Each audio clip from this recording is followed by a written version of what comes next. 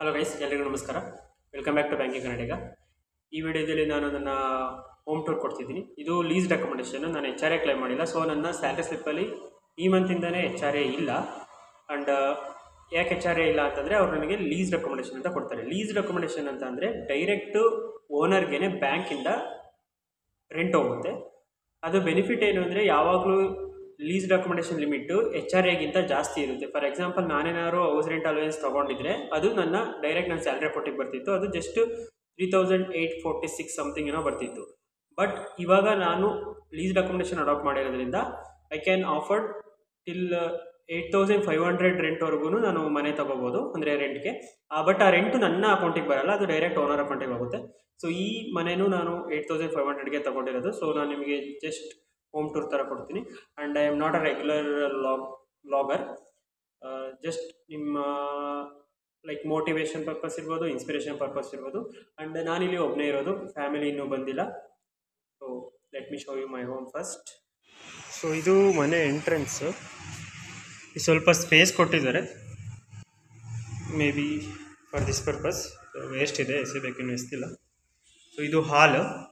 ಇಲ್ಲಿ ಲೆಫ್ಟ್ ಸೈಡಲ್ಲಿ ಒಂದು ರೂಮ್ ಇದೆ.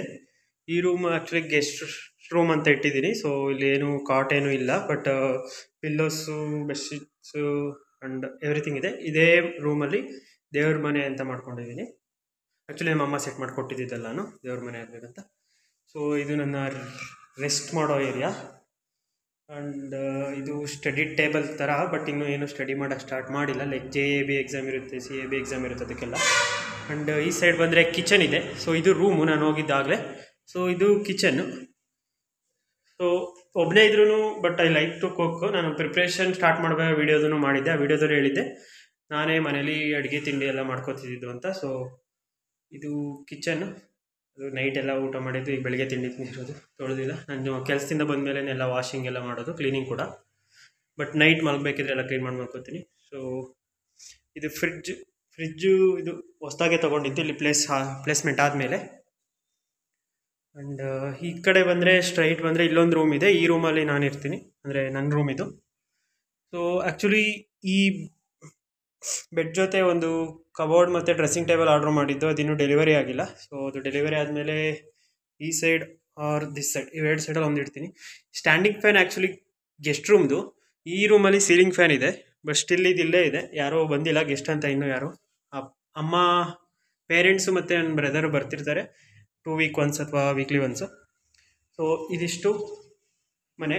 ಇದು ಬಂದುಬಿಟ್ಟು ಲೈಕ್ ವಾಶ್ರೂಮ್, ಸಪ್ರೇಟ್ ವಾಶ್ರೂಮ್ ಇದೆ.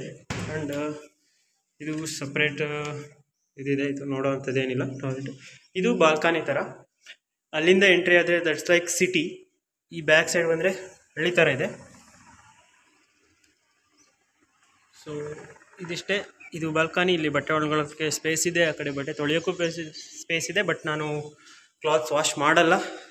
ಬಟ್ ಊರಿಗೆ ತೊಗೊಂಡು ಹೋಗ್ತೀನಿ second Saturday, fourth Saturday. So ಇದಿಷ್ಟು ನಮ್ಮ ಮನೆ.